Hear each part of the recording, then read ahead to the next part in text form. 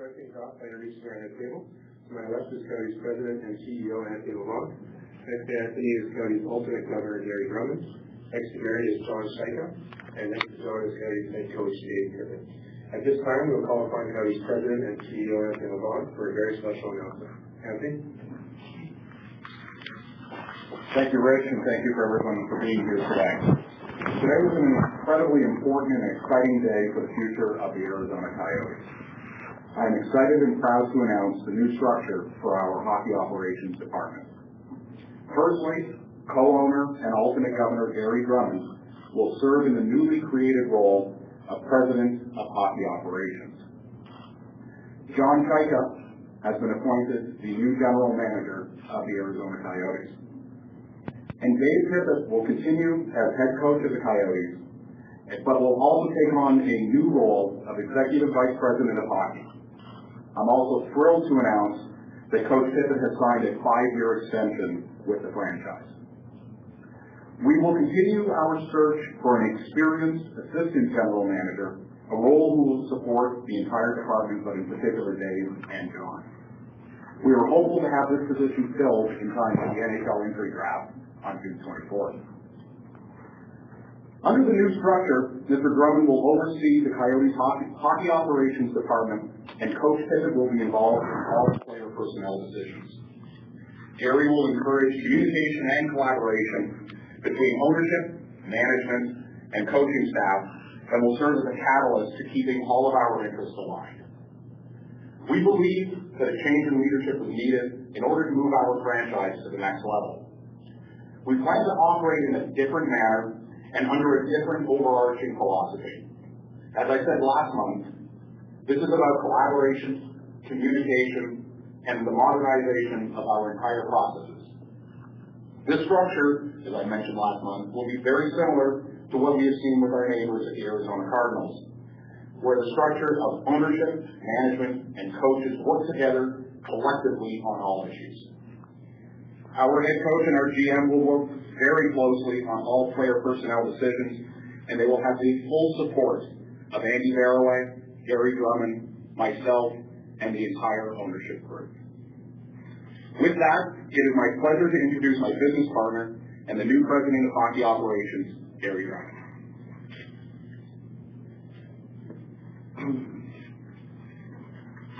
Hello, everybody. First off, I got up early this morning, was reading the paper, and saw Sarah and Craig's article, and I almost went back to bed and canceled out on the press conference here. So, anyways, I'm happy to be here. I want to thank Mr. Barraway and the ownership group for the opportunity they're giving me. Also want to acknowledge the NHL, particularly Mr. Bette. I think it's a wonderful institution, and I'm very honored and privileged to have a small role in that organization. I think that the president's role of hockey ops is different for different teams. I think a number of teams don't have that designation. Some teams have a hockey personality that got to learn the kind of the business world. I'm from the business world, and I'm learning the hockey world. So I don't think there's really a right or wrong way to staff that position. I think it's totally dependent on the personalities involved in the organization that you have. And I think my main role will be to, encourage communication and collaboration between the ownership group, management, coaches, and even the core players to a degree. So my expertise, I guess, obviously is not hockey per se. I think it's really recognizing talent, establishing relationships, and I've done that through my whole career, some 40 years. And as I was thinking this morning, they're really, in the business world, they're also kind of generational, players or superstars, whatever you want to call them. And in my years, I've come across 3 of these young men that I think qualified in my mind as being that. The first was my partner today, Mark Silver. I met him when he was 21. And we've been partners for 34 years and had a lot of fun and a lot of financial success, I guess, if that's a measure. Second one is Sean Dim. He came and worked for us when he was a teenager right out of high school. And we ended up sponsoring him through university and through Harvard Business School. And he's been with us for about 20 years, I think. I'd like to say he's worked with us for 20 years, but I think we're basically working for him now. So, and then the third is right here beside me, John Chayka. I really think, in my view, he's of that quality, and that's why he's being appointed as he is at such an early age. So, I first met John, it was 3 years ago at the Memorial Cup in Saskatoon, and if you go to Memorial Cups, there's lots of downtime.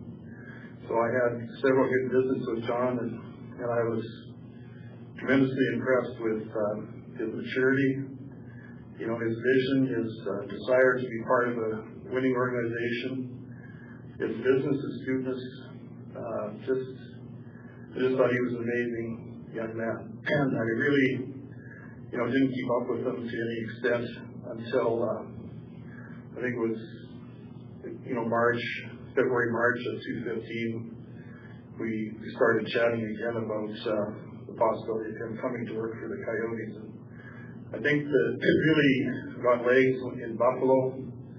We were playing there at the end of the year, and I arranged a meeting with John Maloney was not with the team that trip, so I arranged a meeting with Dave Tippett, and John came down from his Southern Ontario home. And I sat in on the meeting, and it was really went on for about 2 hours. I had very little to say, but I did a lot of listening, and it was just amazing the vision and the passion in all aspects of hockey. It was from recruiting to player development to sports science to analytics and how you apply those analytics to you name it. It was a real eye-opener for me, and I realized how little I really knew about hockey at this level. So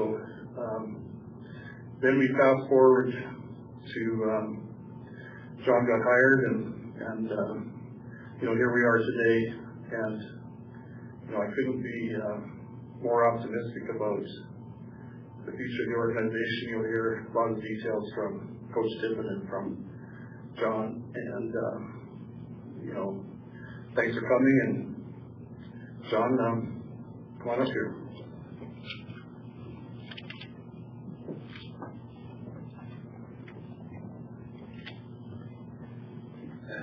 Good afternoon, everybody. Thank you, everyone, for being here today.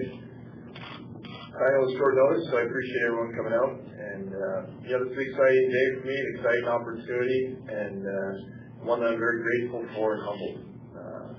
I believe it's important at times like these in life to take a chance to thank those people that have supported you along the way and helped you get here. And first off, much gratitude to the ownership group for believing in me, supporting me, and hiring me for this position to get the job done here. I realize the high expectations of this group and have every intention on delivering on my part of the partnership, which is delivering a winning, sustainable winner that this ownership group deserves. I want to thank my parents, Terry and Marianne, my sister Laura and Megan, my fiance Catherine, for supporting me throughout my career path. I wouldn't be here without them. Additionally, I'd like to thank Dr. Son, whose intellectual curiosity, his vision for what I was doing certainly got me started down this career path in the first place, and I thank him for that. Lastly, I'm excited to partner with Dave Tippett on this venture and appreciate the experience and knowledge that he brings to the game and share with me. And I think people around the league that know Tip know we have a pretty special person here in Arizona, someone that's going to do good things here, and he's committed to doing that. It's an exciting time to be a part of the Arizona Coyotes. Positives are endless with respect to the vision and direction of our ownership group, to the influx of young, talented players. They're going to excite our fans for years to come. We're in the process of solidifying our hockey operations department, bring this team to the next level. and build that sustainable, team for the foreseeable future. We'll have challenges along the way as we continue to grow, but we will rely on our increased communication, collaboration, and innovation to overcome these issues and achieve our goals. We're going to be open to using any and all tools available to us to help us make better decisions at the end of the day. This includes traditional scouting, of course, statistical analysis, psychological profiling, sports science, and many others. We have an excellent staff in place currently. We look forward to building a legally and off-ice hockey department. But the end goal is very clear. It's to create a winning environment and destination that players want to play in. And again, that starts with winning. This is about the players and creating a model that's player-centric. All excuses will be eliminated. We expect to be successful. We're going to pursue players that optimize the group and bring specific attributes to this team that will fit within TIP's blueprint for success and structure. We'll be disciplined, pragmatic, and exhaustive in our approach to improving this team and look forward to reaching our ultimate goal of winning a Stanley Cup. Thank you. Thanks, John, and congratulations. At this time, we'll open the floor for questions. If you have a question, please raise your hand, and Greg or Jeffrey will hand you a mic. We'll start with Craig Morgan from ArizonaSports.com. Craig? Two-part question for me. First off, I think the obvious question a lot of people are asking, John, the young man, so what made you convinced that he was ready for this position this early in his managerial career? And secondly, can you talk further about what the structure of this management staff was like? Thanks, Craig. Hello? Yeah, thanks, Craig. I think to a degree I've tried to answer that already, but I think it mainly is John's outstanding talent. His vision and his approach, his ability to communicate with not only his contemporaries but real seasoned hockey people. I think that his work ethic, his ability to translate data, analytics, video into practical players that we think have a high probability working out for us. Just a whole host of reasons. I think that it's an important factor in the organization that we will be hiring, a very seasoned, well-respected senior assistant GM that we feel will work, in conjunction with Coach Tippett and with John, and it will bring that balance, between his youth and his approach to the game, along with, of course, the experience that only comes through passage of time. And maybe our secret weapon is that I think John is the youngest GM in the history of pro sports, and I think I'm probably the oldest guy that is getting his first hockey job. So I think that balance between the two of us is excellent. Is that good? That's great. This is for John Richard, Fox 10 Phoenix. It's obvious you're going to have a support system along with you alone in this journey. How comforting is it, and how nice is it to have this support system as you take on this expanded role? Thanks for the question. Certainly comforting, and that's the model that we've used. But again, I think maybe it's being overplayed to a degree. Looking across the league, I mean, management teams and hockey ops departments are expanding rapidly. This isn't a unique approach in terms of having a more flat hierarchy in terms of again, we talk about communication, collaboration. At the end of the day, the buck stops with me in terms of player personnel divisions, and obviously Chris input on that as well in division. But certainly, I'm not someone that's going to be authoritarian in my views. I'm going to be very open and willing to share those ideas and listen. And at the end of the day, the key for me is the best idea wins. And so we're all about winning up here. That's the end goal. And so whether that comes from our most junior staff, or whether that comes from our coaching staff, or medical staff, I mean, when you talk about those different departments, they're not, segmented, right? It's one whole, and that's the approach that we're taking. This is Cooper. in BC Phoenix. I'm curious, when you hear that phrase, youngest player in the history of professional sports, is it mind-boggling, overwhelming? What's your emotion on it?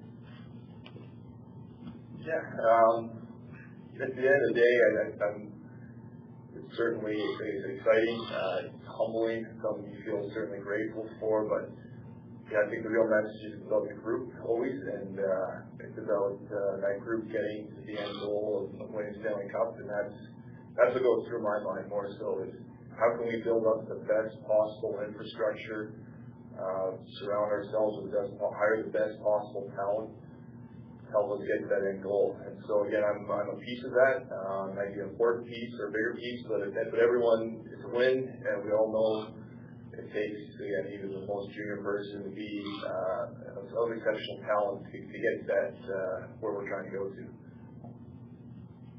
Sarah McCullen, ABN Reports. Anthony, could you give us an insight into what this interview search was like these last 3 weeks?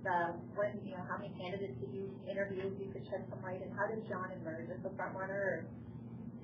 What was that like? Thanks, Sarah. I'll probably turn it over to Gary. He would have more insight.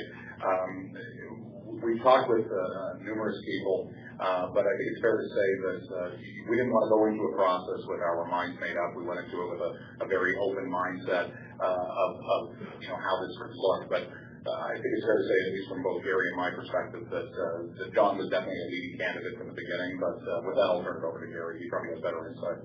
Yeah, I think that we had 10 to 12 candidates.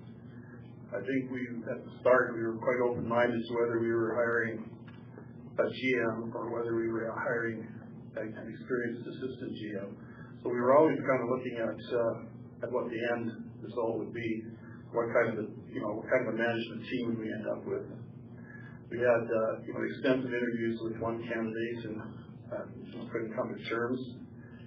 We have kind of a short list of 3 for this assistant GM's job, I guess, and as somebody mentioned, with the playoffs still on, it's difficult, and actually in all 3 of these circumstances. So I think it was really, working backward from wanting to have a real balanced, professional management team that all have the same vision. And I wanted to point out too that when we say communicating and collaborating and all those kind of almost cliches, the thing is that doesn't mean that the management team won't disagree, because we all have the same vision, but we all have independent thoughts. And I think the key is really, are we all open-minded to actually listening? And then once we resolve what our position is, then we move forward.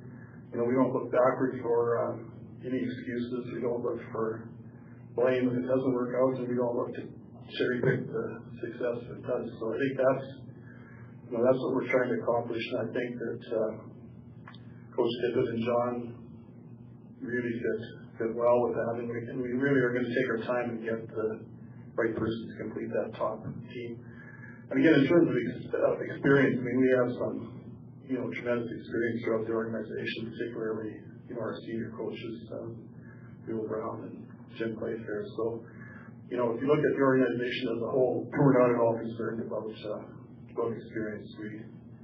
As John said, the only measure in any sport really like this is are you winning? Are you competitive? Are you going to win? And that's all we're looking at.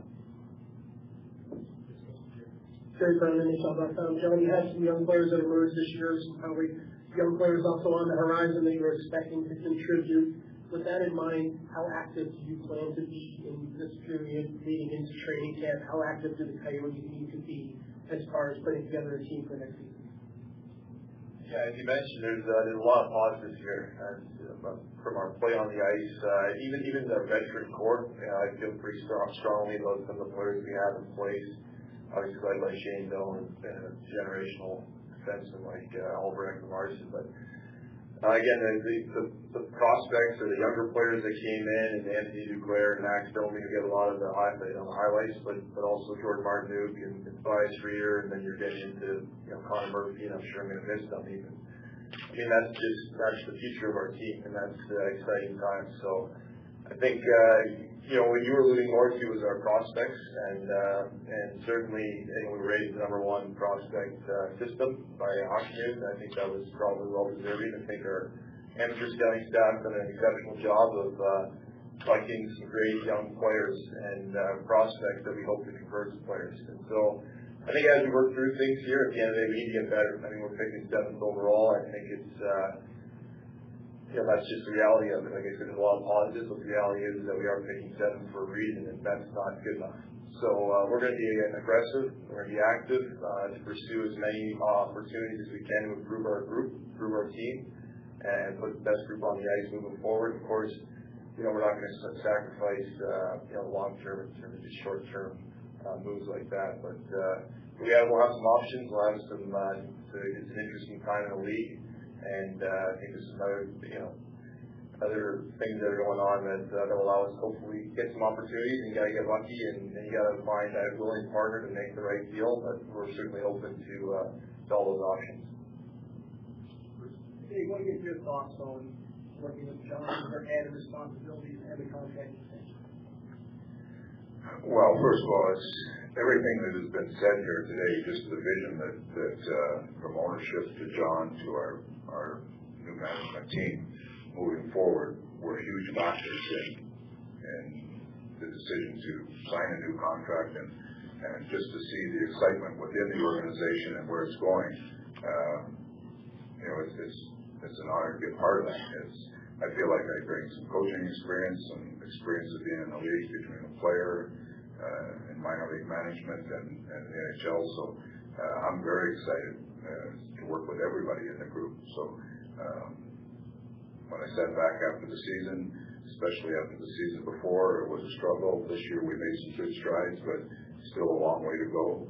But there's a lot of positives in this organization right now, and I feel a bunch more coming. So all those encompassed, I sat back and said, this is a great opportunity. It would be great to be part of a management team like this, and led to some contract discussions, and led to a group that I feel like will work very well together and work hard to put a real contending team on the ice. So it's just the pieces all into place, and I'm excited about the future of the organization.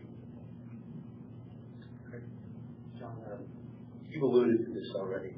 What insights can you provide into what player evaluation looks like now with this new structure and with your background? Without, of course, giving away any secrets.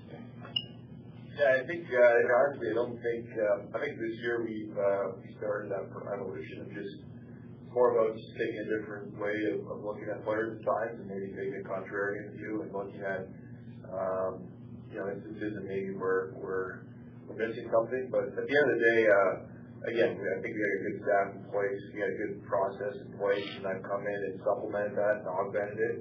And we're going to be, like I said, there's a lot of tools out there available for people that want to be open-minded and want to be progressive, and that's certainly kind of pillars of our approach here. And so, I think top to bottom, whether it's coaching, whether it's trade, whether it's free agents, whether it's draft, I think we all have to pursue opportunities to make better decisions and to try and find competitive advantages. And that's more what we're about, is finding any edge or finding a unique way that fits our system, our organization, and helps us win. So, I don't think there's going to be this huge overturn, or there's not going to be something that's groundbreaking in the sense of publicly, but we're going to keep tweak our system internally and do what we can to make better decisions. John, is becoming a GM has always been an ambition of yours? I know you played and obviously had the background with Catholics, but has this always been an ambition of yours? And so are you surprised that you achieved it so quickly in your career?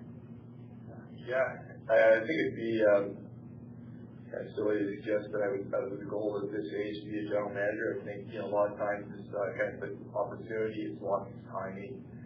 But I do think from a young age, just a passion, kind of growing up in the backyard, on a rink, playing hockey and loving it. As you dream of being a player, that was always in my forefront of my mind. But just the ability to work the league and think strategically about hockey decisions quickly became a passion of mine. And so I had a playing career that wasn't storied by any stretch, but then quickly moved towards this avenue. And then, like I mentioned in my announcement there, is getting on board with Patterson initially, just getting some traction and things, one thing led to another, and had a lot of success building staff leagues and an exceptional company with great culture, great people, and that just kind of led me to this next opportunity here. So I think it's just a confluence of events that ended up kind of today, but never really, I would say, an end goal. Great. Anthony, I'm sorry to bring you back to this great place, but are there any updates on the arena situation? Well, at least over the past couple of months, I've hit one of the timeline expectations that we outlined in regards to the hiring of a new GM. There's been significant progress in the past couple of weeks, and I'd be remiss not to say that I've been very impressed with, in particular, the leadership of Mayor Greg Stanton of the City of Phoenix. We've had substantial discussions with the City of Phoenix over the past week to 2 weeks. I put out kind of a soft timeline in the past, which of course just expired on Sunday, I guess, May 1st. But what that did provide is allow us to see where who was really interested in the partnership and who wasn't. In the good news, all of the groups we talked to fell into the latter, which is very interested in a partnership. I think it's fair to say that, and I've read, as I say, I read social media way too much, and I've seen all of the comments from the fan base that say, "Oh, please don't say 2 weeks." So I won't say 2 weeks, but I think it's fair to say that maybe I should learn my lesson. I'll give myself a longer timeline. I'd be shocked if we get to the draft on June 24th without a significant announcement in regards to the new arena. Obviously, we're having progressed discussions with a number of groups, but as I said, and you can read into it what you want, we've been very impressed with the leadership of Mayor Stanton and his staff at the City of Phoenix. We also haven't had a chance really to ask you about reports that the city has taken a $45 million loss on the arena, and that your thoughts on this AEG deal. Glendale says it's a better deal for the city. I'm curious what your take is. Maybe I'll start by saying when I got together with the folks from AEG last week, I opened by congratulating them because they struck a better deal with the city than I was able to. Math is hard, I realize that, but unfortunately, math is also pretty. It's a fairly easy thing to just do the math, and you'll see that unfortunately for the taxpayers of the city of Glendale, they have a deal now that they're about to enter into. And by the way, I speak very highly of AEG. They're a tremendous organization. They're obviously partners in the National Hockey League through their ownership of the Kings. But unfortunately, the math is pretty straightforward. The city is going to be paying $1 million more a year for this contract, and they have a guarantee of absolutely 0 events. While with the Coyotes, they were paying $1 million less a year with a guarantee of 41 events. It's unfortunate, but it is what it is, and we've obviously moved on from that scenario. But in regards to your question about the $45 million in losses, I mean, that was just utterly ridiculous. A so-called newspaper putting out comments that were not backed up by any fact. My favorite was the fact that they indicated that the Coyotes currently receive all of the sales tax that the city of Glendale generates, which is just complete fabrication. But it's interesting because one of the biggest problems the city of Glendale has had is they never include the proceeds they receive from sales taxes in those calculations. So that $45 million didn't include any proceeds from the last 5 years of sales tax generation, which, by the way, if you're a city government, that's one of your key economic drivers. So we know different than me reporting revenues and not reporting ticket sales.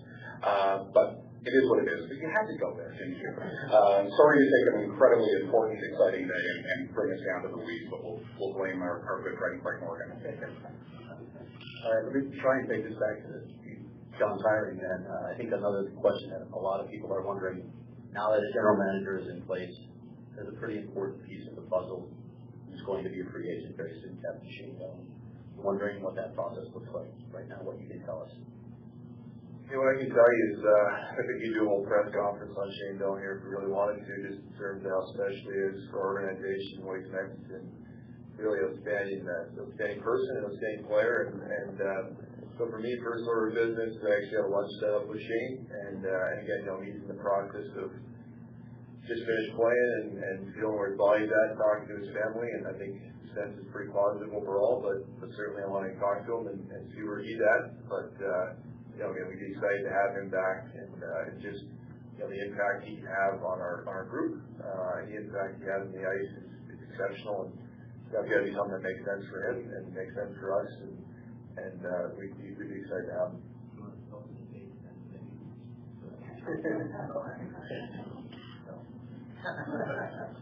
Next question. Anyone else? Yes, Dave O'Neill with Fox Sports Arizona.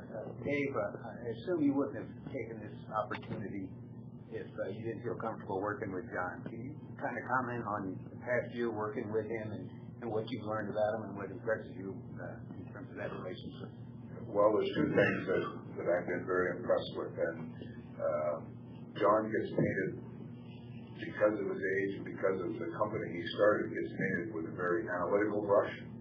But what people are going to find out about John as he becomes better known is he's a very smart guy, a very intelligent guy, but that intelligence leads him to make sure that he has a balance where there's an analytical approach, but there's a common sense approach. And just his communication, the way he goes about carrying himself, his relationships, all those things, as you get to know him, you're going to find out are top notch. And just as Gary alluded to, there's, we all get to meet a lot of people in the world, but there's some that you walk away and just strike you as just, hey, that guy is special. And I think Gary saw that in John, and over the last year, I've seen those things in John that really said this guy is going to be a difference maker, and he's when we have a team, a difference maker on your team, that makes everybody better. So that's my feeling on John. I think he's going to be excellent. Next question? Any more questions? Last chance. Okay, this concludes the formal portion of our press conference. We're going to do a quick photo op, and then all of our head table will be available for one-on-ones from our lab. Thank you very much.